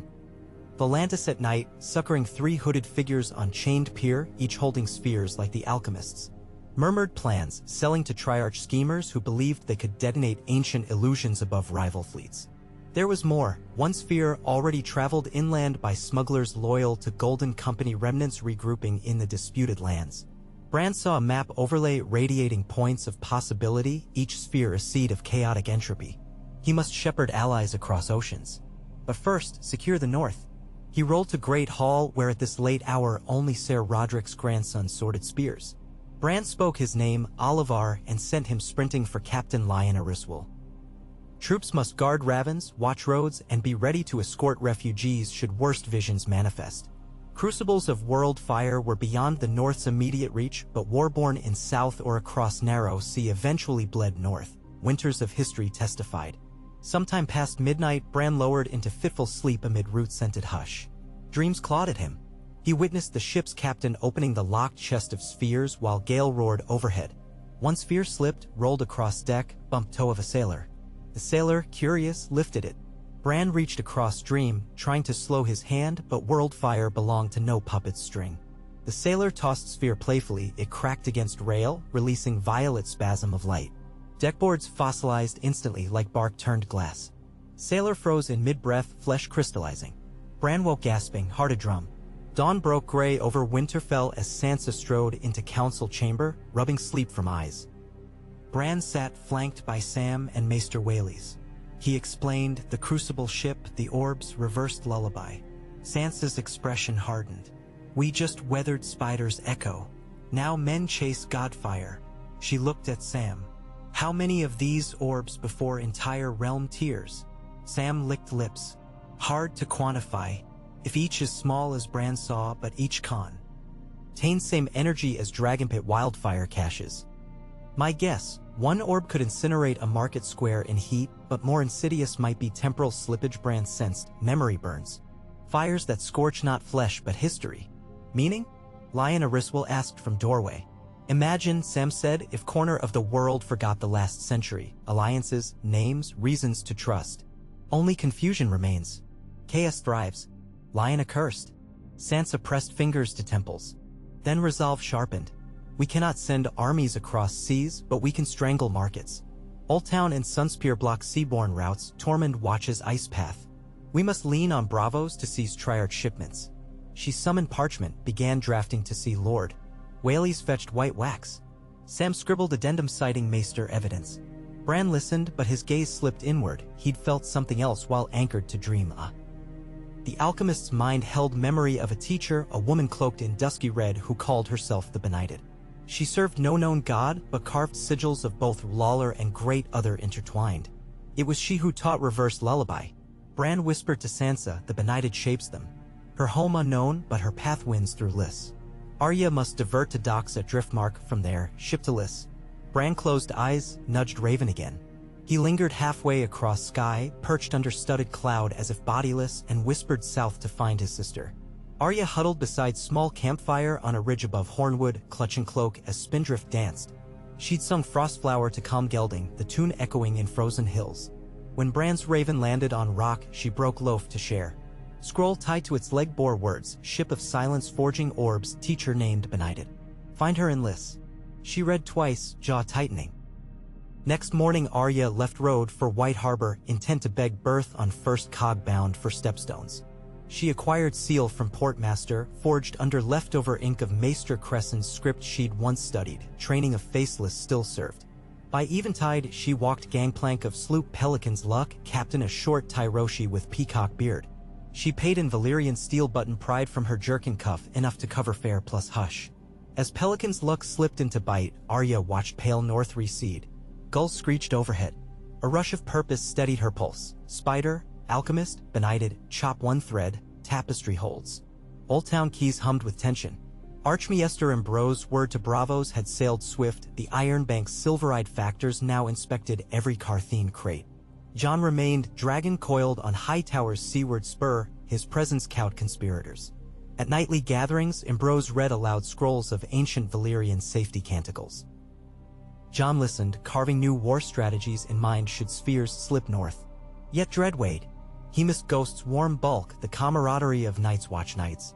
He told Arya, before she sailed, to carry a second message. Tell Bran we still stand. But if I fall, burn my bones within dragon flames so they don't fuel another echo. Archmaester Heston's silence chimes each dawn to mark remembrances of sailors incinerated by first candle blast. Families gathered at port, singing Sam's lullaby as requiem. The tune spread, wharf children hummed as they mended nets, harbor pilots whistled guiding ships. Grief braided with hope. In Lys, perfume shrouded crooked streets, each corner oozed painted lantern glow. Arya disembarked disguised as cabin boy, hair shorn, skin smeared with lampblack.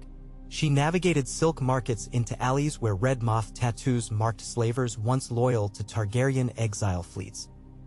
She traced rumor of a woman called the Benighted who visited apothecaries at dusk, paying in silver coins carved with spiral spider sigil. Street gossip said she sought basilisk breaths, rare jellies excreted by island lizards dissolved into elixir to strengthen glass orb casings. Day 3, Arya spotted her. Tall, lean, draped in burgundy gauze despite chill. Face partly veiled save sharp black eyes burning with patient derision. The Benighted entered a marble-fronted bathhouse known for dyeing waters gold with saffron. Arya followed after bribing boy porter. Inside, clouds of steam veiled foam-tiled chambers. The Benighted reclined on dais while attendants poured oils laced with obsidian grit across her shoulders. They murmured a chant Arya nearly recognized, cadence akin to reversed lullaby, but now inverted again, forward yet spiraled. She edged closer behind stone pillar, hand on needle. The chant's words chilled her. Unwind the wolf song / fold its howl into ice / let mother's milk sour / brother's blood slice. Arya stepped forward, ready to silence the voice forever. Yet before steel left scabbard, the Benighted's gaze snapped toward pillar. Little Stark. Her voice rang like drum in echo chamber. Attendants froze. "Did your green dreamer send you?" I heard his roots scratching at midnight earth. "Tell him the web is mine now." Arya emerged, blade naked, eyes slitted. "No webs for you. Not now, not ever." The woman stood, water streaming off slender arms. "You think arrows of dragon glass can kill what I am? I was old when the children still sang directly to sky." She opened palm, dark sliver of obsidian seam glowed within. Air rippled, heat twisting steam into serpents. Arya lunged. The benighted lifted sliver, steam gathered, congealed, forming mirror sheen barrier. Needle struck, screeched like iron on crystal. Benighted laughed, flicked wrist, mirror burst outward, shards twirling. Arya rolled, felt cut graze forearm. She regained stance, circled. Pillars cracked where shards embedded, sizzling. The benighted spoke each step. "Man wields sword, child wields dream. I wield memory's grave." She flung second shard. Arya batted aside. Tendons fled. Arya darted between benches, sprang across pool, slicing at gown. Needle tip scored cloth, drawing thin line of blood. Shock flickered in benighted's eyes, ancient yet still mortal. She retreated, chanting new verse. Water behind Arya rose into whips, cracked like spines. Arya leapt forward, trusting reflex. Time slowed. Bran's presence brushed her mind, guiding foot placement. She slid under water whip, thrust upward. Needle pierced benighted's wrist. Obsidian shard fell, clattering across tile. Instant tremor rock chamber. Water collapsed. The woman hissed, backhanded Arya. Lightning pain exploded. Arya tumbled to wet mosaic, but scooped the shard in palm. Vision seized her. Fields of snow burning blue, webs of ice, spider sigils overlaying Valyrian freeholds collapse. She felt benighted's age, surging centuries of manipulation. With horror, Arya realized the woman had once been human, a Valyrian pyromancer witness to doom, now bound to memory glass after survival gambit gone wrong. She fed on paradox, fire forged from ice's vacuum. Eyes watering, Arya flung shard into Bath's furnace mouth. It met coals, eruption of violet flame roared. Benighted screamed, a keening layered with voices of a dozen languages. Steam blasted ceiling, tiles shattered, raining debris. Arya shielded face, stumbled through crack in wall as flame chased. Smoke curled behind as she sprinted into alley. Bathhouse's roof blew skyward, scattering molten tile. Locals screamed. Arya ducked into olive press, coughing. She hoped destruction of shard maimed benighted, but hope must be verified. Night fell, city watch scoured district. Rumor spoke of demon alchemists consumed by own brew. Arya found no body, just crater of fused gold tile and rivulets of obsidian glass. She pocketed fragment. Hum inside dim, nearly silent. She booked passage north on merchant cog within hour. Bran sensed explosions echo ripple through weirwood net. Sharp sting like tooth pulled. He breathed easier. Spider's ear still dozed. Leaf still afloat. Yet the crucible ship remained. Atop driftmark, Maester Silas's rookery relayed sighting of unmanned vessel drifting toward stepstones. Sails shredded. Bran glimpsed through Raven. Deck half glass after orb accident. Survivors driven mad. Perfect moment. Board and secure or sink forever. He nudged message to Jon. Jon soared regal south. On horizon, midday sun glinted off glass ship. He circled. Sailors cowered. One man, alchemist, knelt clutching last crate. Jon landed. Deck cracked under weight but held. Sword long claw unsheathed. He approached. Alchemist sobbed nonsense about memory wine. Jon offered mercy. Sailor lunged to hurl orb. Dragonfire caught mid-motion. Flame white-hot vaporized sphere before throw. Heatwave glassed final planks, sealing crate. Alchemist collapsed, shard. Jon pushed remaining orbs into molten patch. Regal breathed again. Glass liquefied, trickled into sea, hissing. Ship skeleton simpered under stress, splintering. Jon mounted, dragon took wing as vessel folded into waves, sinkhole forming. Sea swallowed world fire below waterline where pressure quenched residual flame. Jon whispered thanks to old gods and new. He flew home. Years slipped by with gentler winters. Songs woven that first season took permanent root, they became birthing tunes, harvest chants, lullabies for the dying. Traveling minstrels carried them through free cities, even Stepstone's taverns rang with Frostflower refrains, though few knew origin. In Winterfell, Bran's hair turned full snowy white, but eyes remained starbright.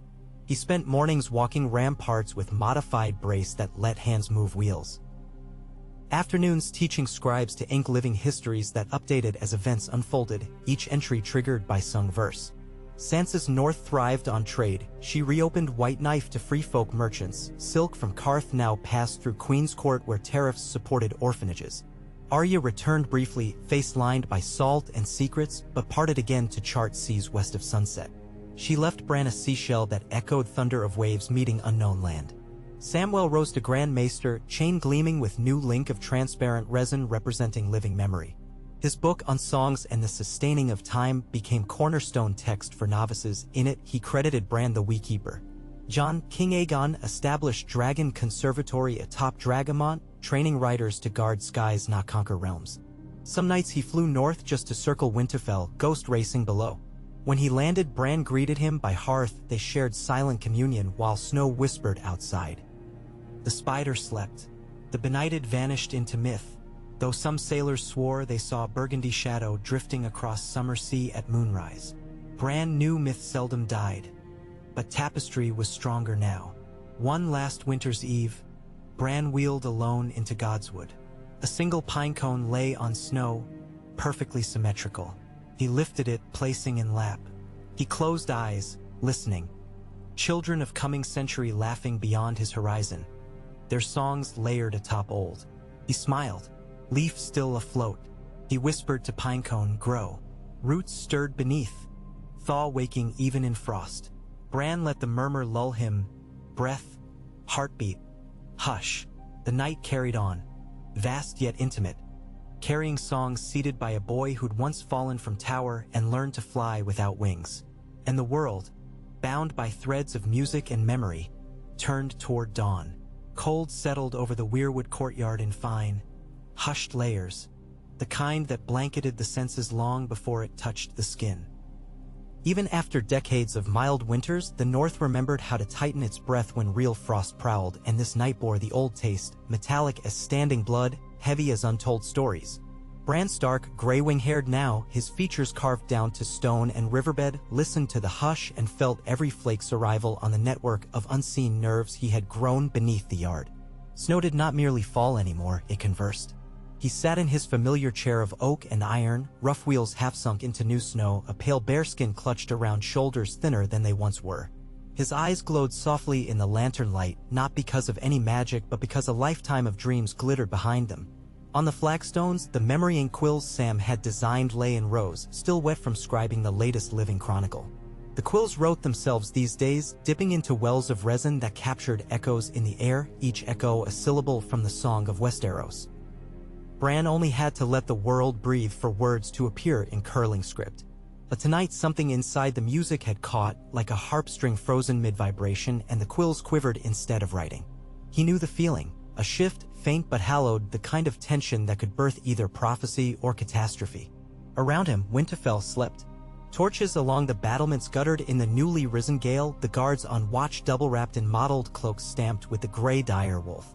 The Maester's rookery, rebuilt taller and broader under Sam's supervision, stood silent, all birds locked warm indoors. Only the godwood glowed with quiet life, heart tree radiating ghostly white, face streaked crimson. The breeze moved through its branches, turning each leaf into a scale on a hidden serpent's back. In that hush appeared two figures. They came from opposite horizons. One through the low arch facing the eastern bailey, the other descending the ramp from the western library tower. The first was a woman whose stride bore desert confidence despite snow. Nymeria Sand, once called NYM, now the voice of Sunspear in foreign courts.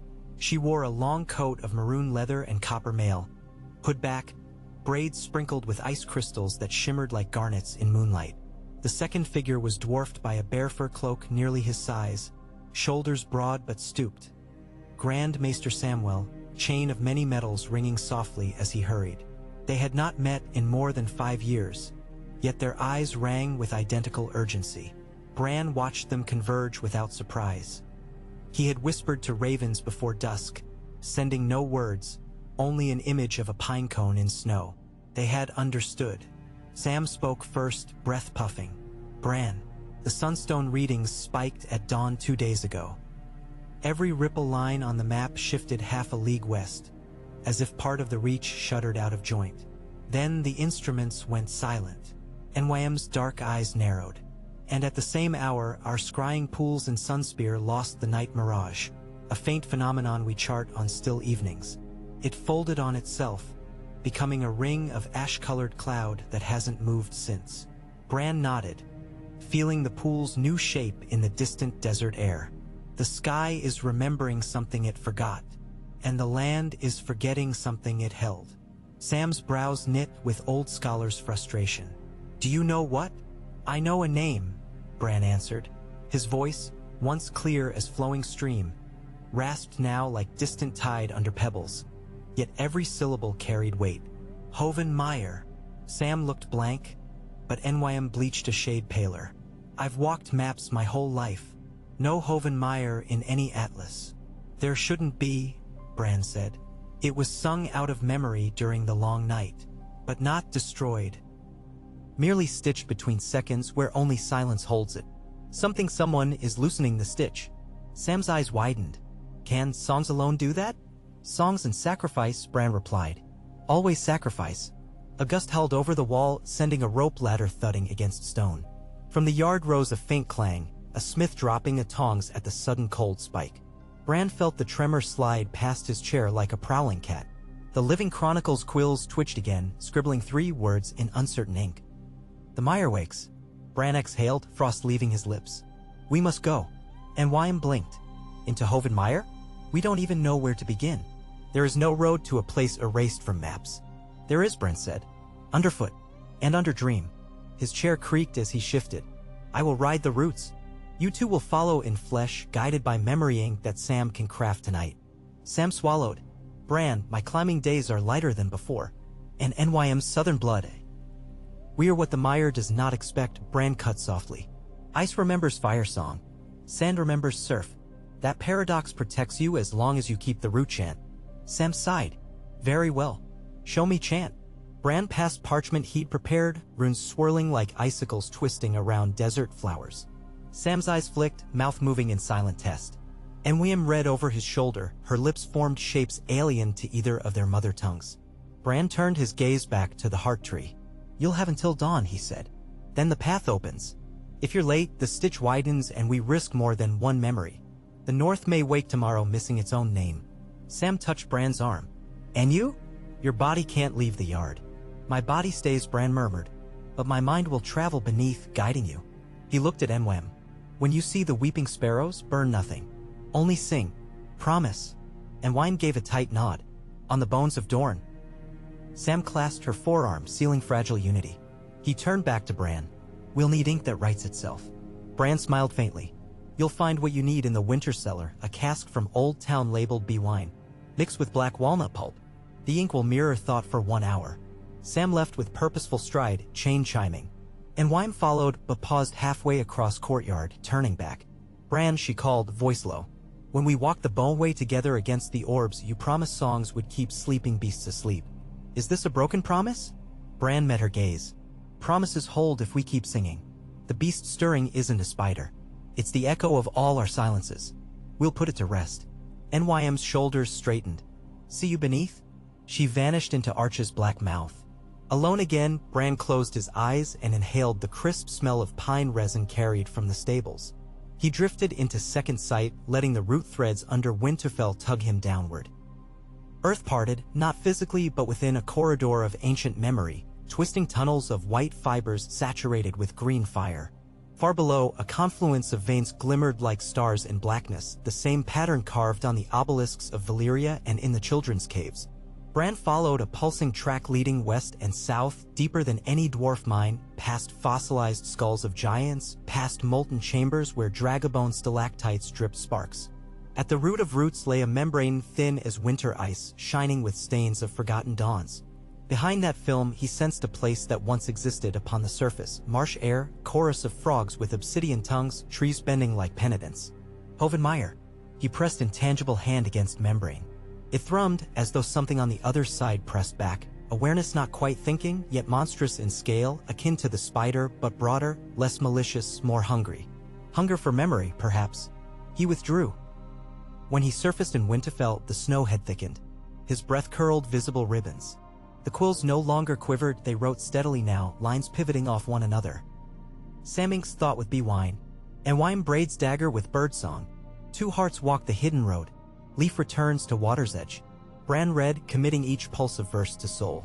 He spoke to the heart tree once more, a final quiet instruction, and then leaned into his chair, letting the purr of snow numb his exterior while his interior flared with readiness. Sam's hands shook, both from cold and adrenaline, as he ground black walnut husks in bronze mortar. The cellar air smelled of honeyed mead and dust, casks standing like stoic soldiers. Behind him, NYM sharpened a stiletto on wet stone, each drag singing a crisp note that threaded itself into the root chant. Sam hummed the chant in low monotone, coaxing ink to pulse black gold in jar. The mixture shimmered with tiny flecks like sky full of new moons. He tested by writing NYM's name on vellum. Letters glowed for heartbeat, then faded, leaving page blank again but thrumming with potential words. This was correct. Ink of forgetting and remembering, mapmaker's blood. Dawn approached, you could feel it hidden behind stone, a silver tide rising. They hurried to the yard where Bran awaited, his chair turned from tree to face them. Snow dusted his lashes, yet he showed no discomfort as though warmth of deep earth exhaled through him. Sam produced a square of vellum blank as smooth bone. Bran gestured. Sam pressed parchment to Bran's palm, then stepped back. Bran closed his fingers around it, and the ink inside jar flared from black to liquid amber. Sam dipped quill.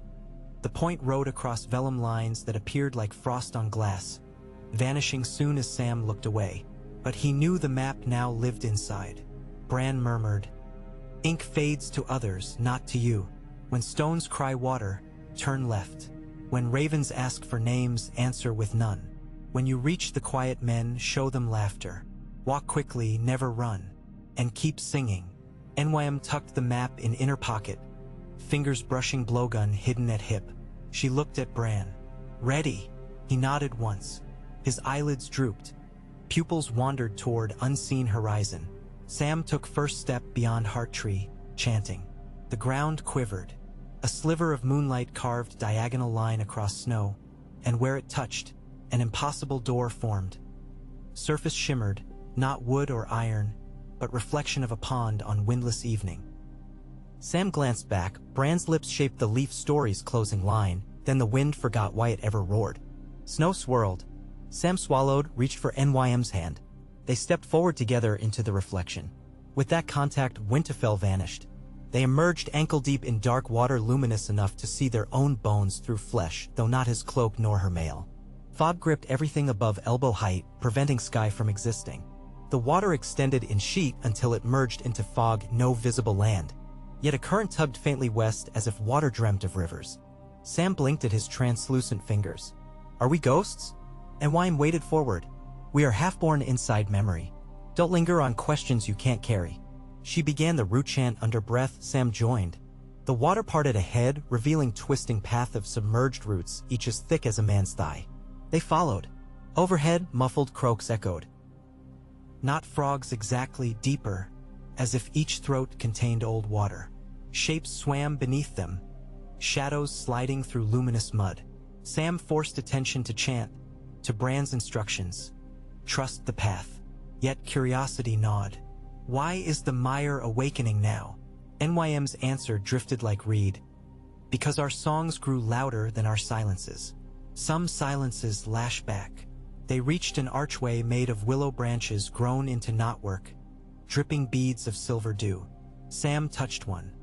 Dew reformed around finger, turning into letter of Giscari script he vaguely recognized. Meaning lost but implying threshold. NYM pushed on. Archway dilated, admitting them to drier ground. An island no larger than the Great Hall, ringed by sickly reeds.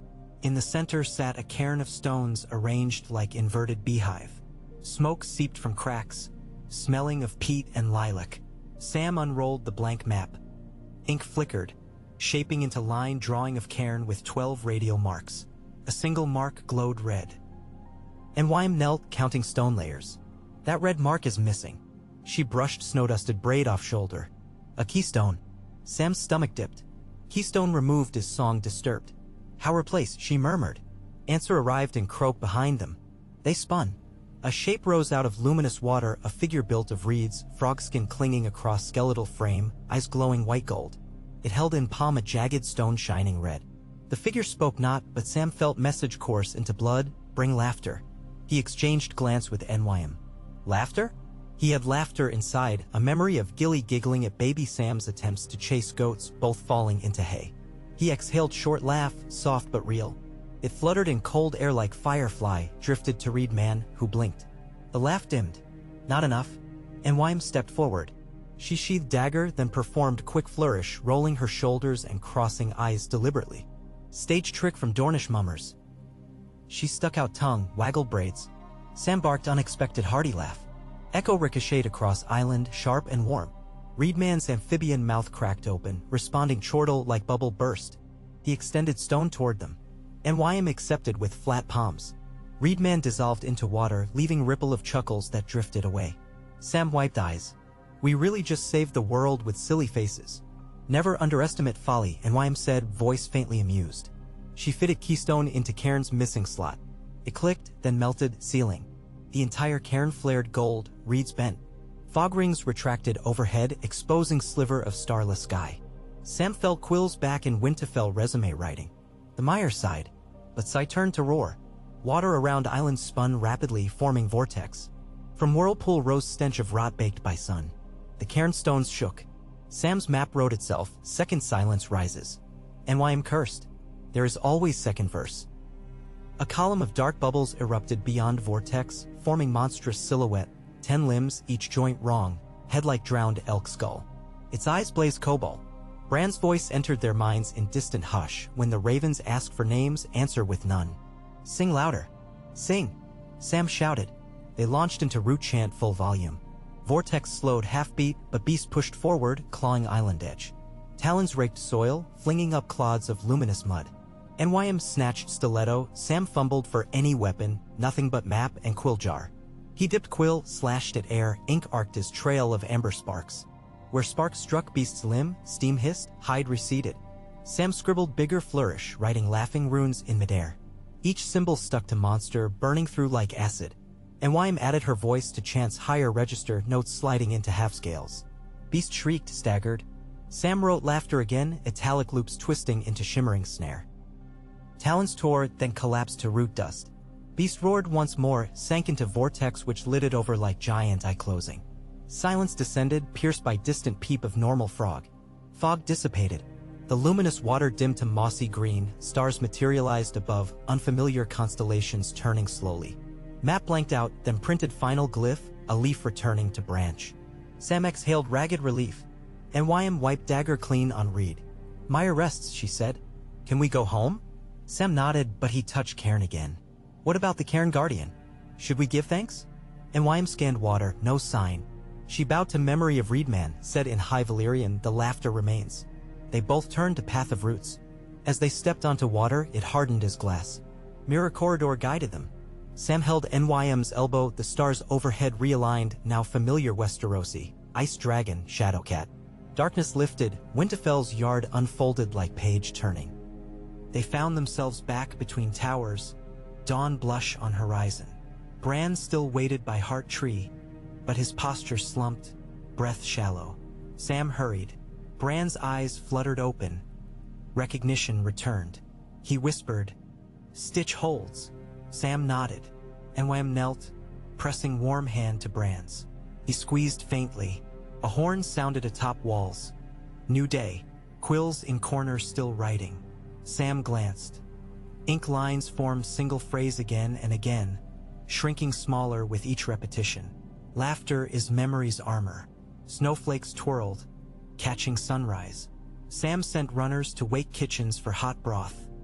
NYM summoned guards for medic salve. Bran smiled tired. You brought laughter. You asked. NYM retorted. We obey. He looked skyward where pale blue painted edges of night. The world still turns. Sam crouched by his side. The stitch healed, but what about whoever loosened it? Not who, Bran corrected softly. What? The silence itself. It is alive.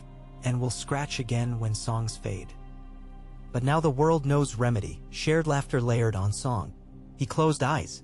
Weeks later, Winterfell hosted a festival of fools the likes unseen since King Baelor's time. Lords, small folk, and foreign emissaries converged to perform comedic tales, juggling melons, reciting playful verses of lullaby.